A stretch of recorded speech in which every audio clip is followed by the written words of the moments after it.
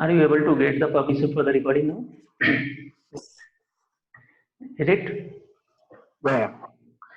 So last time when we were discussing about the OOPS concept, I have given you the brief on this polymorphism, right? And only one or two examples I have explained to you. I think that's the enough for understanding, but I'll give you two more example on this one. Then we'll proceed for the next topic. Okay. So as you remember, this polymorphism, it is not a specific to the Python or any programming language, any of the OOPS programming language, right? Whatever the OOPS programming language is there, and if it is any language which is having the concept of the object oriented, then this polymorphism will be 100%, it will be there. Okay, so how we are going to make use, and what is the concept of this polymorphism that we have already seen, right? But still, let me give you the brief intro on this one again, and then we'll see some of the more examples. So previously I explained that poly and morph, there are two words which is forming this one, right? Yeah. So poly is nothing but it is having the many, right? Meaning of this word is the many, and morph is the forms. So anything which is performing more than one form means one operations, that is known as the polymorphism, right? So what could be the best example for this polymorphism? So in real world scenario, I have given the example of a person, like suppose if you are the person, so when you are attending the session, that time you are the learner, when you are working, that time you are the employee, when you are with the friends, you are just friends to your friend, right? Yeah. So you are the same person who is performing the different roles with your different locations, right? Means at different locations, not by with the different peoples, but with the different locations, you are performing the different roles, right? Yeah. So it means that you are performing the polymorphism, polymorphic role. You are also an example of the polymorphism. And I mentioned whatever the happening in the real world, that will be sorry for that. So it will be treated and correlated with the OOPS concept, right? And we have seen how inheritance is there. Now we are exploring more on the polymorphism, right? So this is the polymorphism example over here. And I have given the examples for this plus operator, right? Example for Yeah. this plus operators. So these plus operators will revise this example. So whenever we are having the two numbers, right, like n1 equal to 2, and again we are having n2 equal to like 6, right? So whenever we are performing n1 plus n2, it is going to give us the sum of both the integer value, right? It is not going to give the combination of n1 plus n2, right? Because it is we are performing this on the integers. Got it? And I Yeah. have shown you the examples also, like n1 equal to 6. We'll see change the value now. Don't worry for that values. And n2 equal to 4. So here, if I am printing n1 plus n2, n1 plus n2, it will give us the summation of the content, the value inside that n1 and n2, because it is the type. Type is, what is the type? Type is integer, right? Yeah. So whenever it is dealing with the type integer, it will give you the summation of these integer values, right? But same time, if n1, suppose the same name, I will take the same name. Okay, variable name is same now. Now what we are doing, we are assigning some string to this, right? Yeah. Now if I will print n1 plus n2, so what it is doing? It is simply appending for a last second one to the end of the first one, right? So here it Yeah. is not adding a will be added with d and corresponding value will be printed. Nothing like that, right? So we Yeah. can take this example of this plus operator, which is performing more than one operation over here. Got it? So this can be treated as a many form, because a different same plus operator, but at different locations it is performing the different value. Got it? So what we can do, like we will define one of the main example also that I will show you. So suppose let me write over here, because line by line execution I am not going to do. Whatever. So new, and we'll take an example of the polymorphism, and I will take this as the example 2. Okay, the example 2 you can consider as that number 1. So what you can do here in this example, we will take an example of the length function that is already defined in the Python or any other languages also to find the length, right? Yeah. So length is one of the functions which is predefined into the Python programming language. So we will see how it is working and what are the things which is behind this one, how the internally it is working. Okay, because we are going to see that polymorphism behavior of this length itself, right? So suppose we will write the single statement itself inside that, and this is the length function. Okay, length function is there, and that same length functions I have written inside the print state. Clear? Yeah. For what it is going to print the length, so that a string I can give over here like this one, Python training. Okay, so this is the one of the string Python training, and for that we are going to print the length for that. Okay, so this is the very simple statement, and if you are executing, it is going to give you the number of the characters which is present inside it. Correct? Yeah. Now what I'll do, I'll create one list. Okay, I'll create one list, and let me start this list. It will have some value inside this one, and that value can be suggest me the value. Yeah. 10. 10. Yeah. Then now suppose 18. 18. Yeah. 18 or something like that, right? Yeah. So this is one of the list as per you. Let me apply these length functions on this one.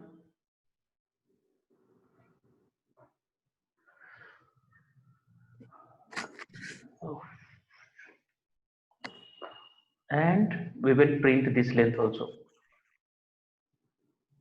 We will try to see what actually this differ from the previous one.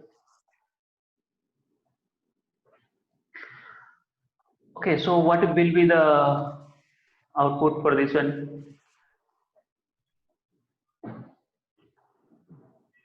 The 15. The output? No, don't go for this one. See the second value. 3. Okay. Yeah. So Each value has a. sorry. Is 1 second. Wait. Okay. Say on yourself.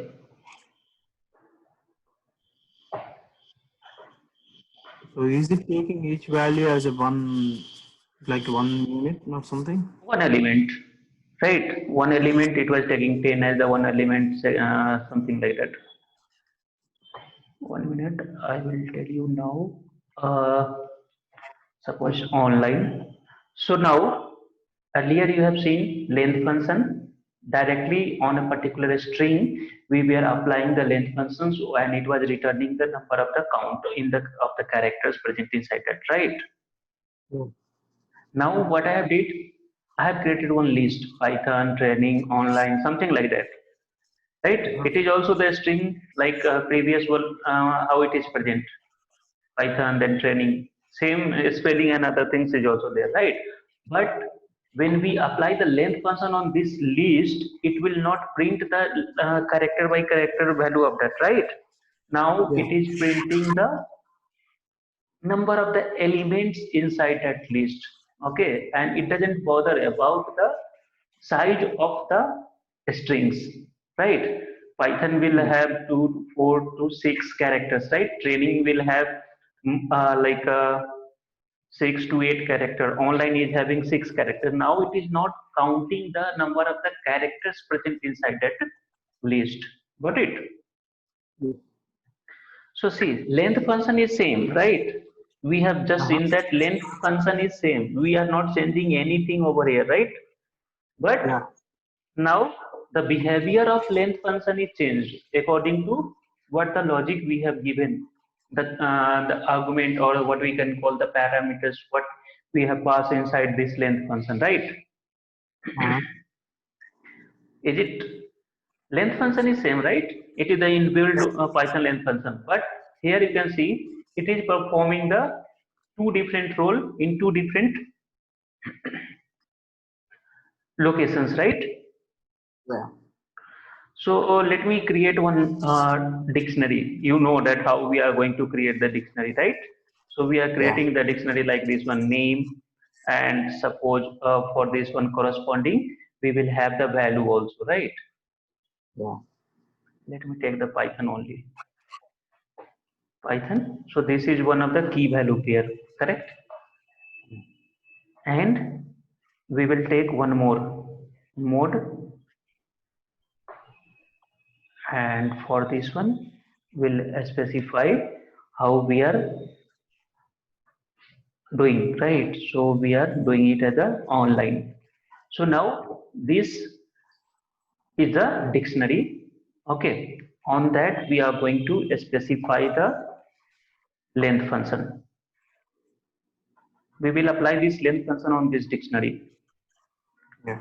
and we need to print this value also, right? Yeah. Right, Yeah. same length functions used as a three different types in three different locations, right? Uh-huh. Let me run this one, see what it is doing. Yeah. So here in case of the dictionary, it is only counting the keys, how many the keys it is present, right? Key value pair, how many it is present. Now it is also not counting the number of the characters and other things, right? Yeah. So we can see that length function is same, but it is working, it is behaving differently, it is performing different role at different locations. Got it? Yes. So let me just give you some more examples over here for the polymorphism only. I'll take the three. I think these examples are little means very easy. You don't have to think extra so much on that, right? So now there is a question that this is the sum of the polymorphism behavior of the inbuilt function, right? That Uh-huh. length function is inbuilt and we are performing the we are seeing the polymorphism behavior, right? Now, Yeah. how we can write our own? Don't go for this spelling in the polymorphism capital S. Forget about it. Okay. So the scene is how we can write our own functions and test it, whether it is performing the polymorphism behavior or not. Right? We need to check it out. Okay. How we can see? Suppose we are defining one class. Okay. You can take any example. Okay. So the previous examples we have taken car and other things, like we can take an examples like the cat, dog, animals, any kind of the class. Okay, and this class will have what it will have. It will have some method inside this one, right? Uh-huh. What method? This is the constructor, right? Initialization, Yeah. and whatever the parameters we wish to specify, we can change it later. But for as of now, we will see that this is the something the syntax, right? We will have some another method also, right? And that method is going to give the information about this cat. Okay, so how we can display this cat method? Like we can make one sound, right? Sound method will be there. Okay, and for this cat, what could be the sound? Cat is mew mew sound is there, right? Yeah. So this is the only class as of now. We will change later on. But see over here that we have one cat class available over here, right? What we can do, we will take this copy paste and we will modify this one only. Now cat will be modified with the dog. Okay. Initialization constructor will be same. And how the sound of this one is there? Cat, it is barking, right? Yeah. So what we can do, instead of initializing this one, we need to initialize these values, right? uh, we can take any value to initialize it, and most of the times it is not also required for our purpose. Why? Because what we are doing, we are simply taking the creating the examples class, right? We are not writing the cat features everything. What Yeah. I want to show you from this example is that, see now, you have defined one method that is known as sound, right? Yeah. And that same method it is present in two different class, right? Yeah. Their structures is same, everything is same, right? But how it is different from the another? It is simply differ from the others. How the in the case of cat, what sound it will print, right? In case of Yeah. dog, what sound you want to print? That is the only differences, right? But the Yeah. body structure of sound method is same, right? Yeah. So now the same sound method in the case of cat, it is giving the mew, right? And in the case of dog, it is showing you the bark, right? You can Yeah. create multiple classes like that, and you can. I'm not writing all the things, but I'm explaining you the things how it will work. So in case of cat, it will produce this sound, but in case of dog, it will produce this sound. So what it is doing, basically sound is the same method, but at different classes, it is behaving and it is performing the different role, right? Yeah. So like that, you can take an example when you have seen the example for the area calculation, right? So Yeah. area method you have defined in the case of circle, in the case of rectangle, in the case of triangle. Method name was same, right? Only the Yeah. differences was the how you have provided the definition for that area method, right? Yeah. So you can see correlate that example now that method name is same and it is performing the different roles, right? So this Yeah. concept is known as polymorphism concept, but it is the class level polymorphism. Got it? Earlier we performed the polymorphism simply in the one line only. There is no class, no object, nothing like that, right? But Yeah. in this example, the polymorphism is going to be work on the class level. For cat class sound, it is different, and dog class sound, it is going to give you the different output, right? But the Yeah. method is same. So this is Yeah. how we can relate this as the polymorphism with the class. Same thing, I'm not going to explain the logic, but I will give you the example of that area calculation itself. Okay, so what you can do, I think it's clear to you that how you are going to write it, right? Yeah. Will you try or I need to explain the things? No, I will try. Okay, so you just try that area calculation method. Okay, Uh-huh. so I think you can be able to write it, correct? Yeah. Yeah. I'll try. Now, there is a possibility that this polymorphism can work more broader way also, like polymorphism work normal way in the without any class. You have seen the first example. Why it is saying? Oh. And you have seen that polymorphism work very well with the class level also. Okay, I'm not writing the full name now. It's time taking. But you always try to follow the standard approach to write the class names and other things, right? Correct. So now what we are going to do, we are going to test this example with the polymorphism with inheritance also, right? Whether it is going to work or not. Because inheritance polymorphism work with the class level, right? Different class, same method it is performing. What is your, I will explain this logic and your job is to implement this code, right? So previously also we have seen some of the inheritance concept. Yeah. So one class was over getting the feature of the other class, right? That is known as the inheritance. Now what you can do, you just create one class. Okay, I'm going to provide you the structure of that class. Okay, remaining thing you just try to fill it up and check it how it is going to work. So suppose this is one of the class. Okay, and it is having some method like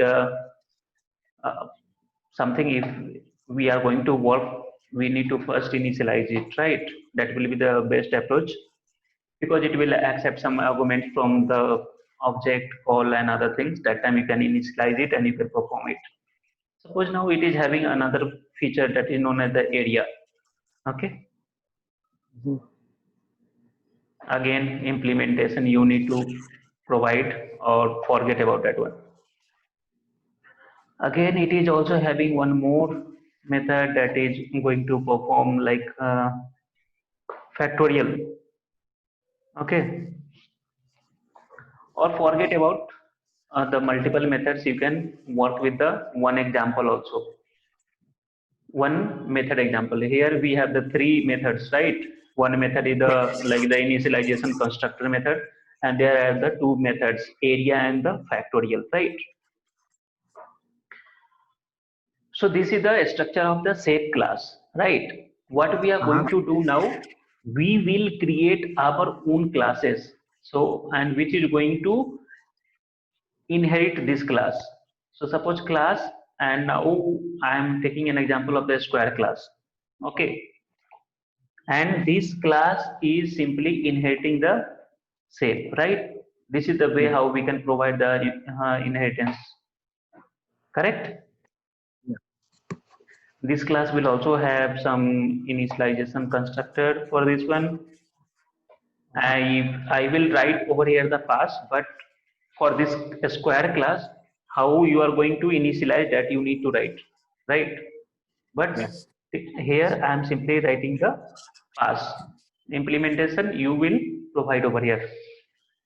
Okay. And this square class is inheriting the shape class, right? It means in the shape class there are some methods. There may be chances that for that methods implementation will be provided or it will left blank, right? In the super class. If it is left blank, what you have to do, the child class who is inheriting that class, that is going to provide the definition. Definition in the sense like area, right?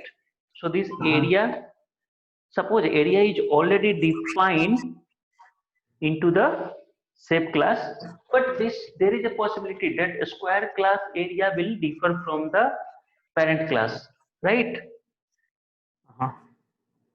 Is it? Yeah. So how you are going to calculate the area of this one? I will pass it, but for your understanding, I am writing the comment over here, right? So in this square class, after this constructor also you need to get one property, right? How you will calculate the area of the square? It will be something like the length into length, right? Yeah. So that property you need to pass when you are creating the object of this square class. That time you need to pass as the argument. and that will be treated over here. Got it? Yeah. And for this X, you need, instead of line number 12 pass, what you have to do? You have to initialize it. Got it? Yeah. Like self dot X equal to X something what we have covered earlier. That it means simply you have to initialize that. You have to make the concept of the inheritance over here. And the same thing, area calculation. So if it is the area and it is having self means whatever the value you will pass over here, that will be present over here in this method, right? So suppose you have passed X, right? X will be your integer, anything whatever you are passing from your object creation time. So X is there, now it will return you the X into X, that will be the area of the square, correct? Similarly, forget about this factorial. I am passing simply at the pass. If you wish, you can try with this method also, or you can try with only one method like area only, right? Another, I will create one more class that is known as the circle, okay, and that too is inheriting the shape class. Got it? Yeah. Same concept, you can provide some initialization. I am passing this one, but you need to provide the implementation and you need to see. See, this is the area now, area method, and for this again you need to write some concept over here, how it is providing. So area of the circle will be, any idea? It is known as mathematically 2 and some pi value, right? Correct. Yeah. And then we have the radius. Radius value, what you will pass over here at the argument. Got it? This is not the complete class, don't get confused. And there may be factorial method for this also. So you can define it like this one. I will suggest don't go so much providing the so much method. Just try with only the constructor and with the area method itself, and you just try to calculate it. Okay. Yeah. So basic intention of this example is to show that whether the polymorphism is getting achieved using inheritance or not. And we are seeing over here that we have applied the concept of the inheritance, right? These are the concept of the inheritance. Yeah. There is some shape class which is getting inherited by the roots, square, circles, you can take triangle and other things. And you just check, if you are seeing this, both these classes, these child classes, both these child classes are having the area method, right? And only their implementation is changing based on the developer uses, right? Means in case of circle, you are providing the definition for the same area with different formula, but in case of the square, you are providing the different formula. But here, if you see, this area name is same, method name is area, and it is same everywhere, right? Yeah. Means area method is performing the different role into the different location. Got it? Yeah. So this is how the polymorphism is going to be written using the Python. We have seen this plus operator example in case of integer and in case of the strings. This was the first example. Then we have seen the length method example, which is the predefined method into the Python. We have seen this polymorphism with class, but it is not with the inheritance. Let me put the comment over here.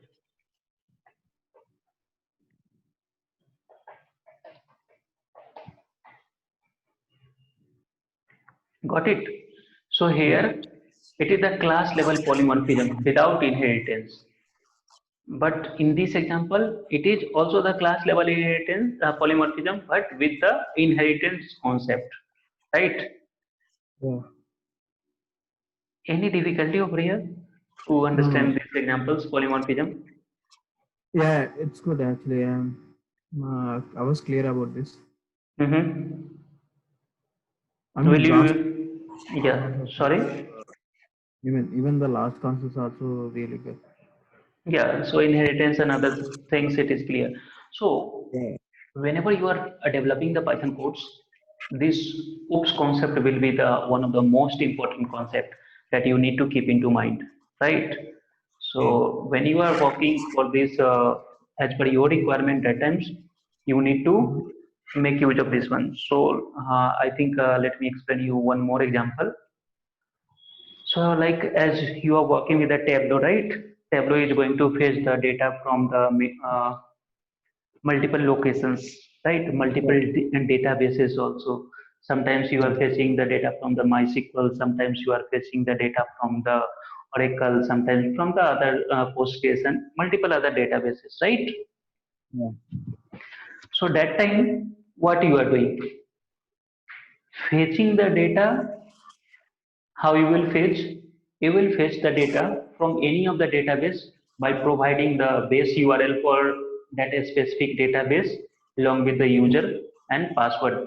That is the credential, right? Then only it is going to communicate with the database and then it will fetch the data, right? Whatever the Yeah. database it is, MySQL or the Oracle or any kind of the database. Mhm. So the same logic you are applying into the MySQL database fetching also, Oracle database data fetching also, Postgres database data fetching also, right? Your method Yeah. is not getting changed. What you are simply changing? Your logic. Once you have the data, suppose you have from the MySQL, you have fetched the data, right?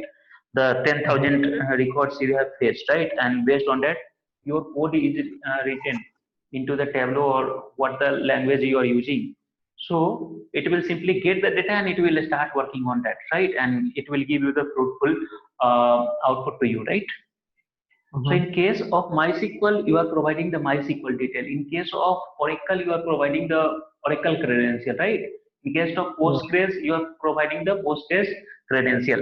For each and every database, the operation is same, only their credentials and the specific URL to hit that database is getting changed, right? So Yeah. your suppose for this work, you have the one of the method defined that is known as fetch. Fetch only you have written into the Python, right? Like Yeah. this, you have developed one Python code. First example, it will communicate with the MySQL. Second time, it will communicate with the Oracle, something like that. So fetch is the same method which is performing the different role with the different databases, and it is giving you the different data to your Tableau. Right? If you are working with the MySQL, it will give you the normal records, right? But if you are Yeah. working with the MongoDB, it will give you the JSON or the BSON type of the output from the database. So depending upon the database, you are getting the different types of the data, right? But your method name and work is same. Got it? Yeah. So that fetch method is working as the it is behaving as a polymorphic role. For the SQL databases, it is giving you only the row and column kind of the data to you. For NoSQL databases, it is giving you the based like the JSON and other types, how it is the schema for the database is defined, right? Yeah. So this is the real time one of the specific example for this polymorphism, right? Hopefully Yeah. it is clear now. Yeah. Yeah. So there I am stopping here now. We have the inheritance covered. We have the polymorphism covered. We have the two more important concepts, encapsulation and abstraction, right? And for each and everything, I need to give you the more examples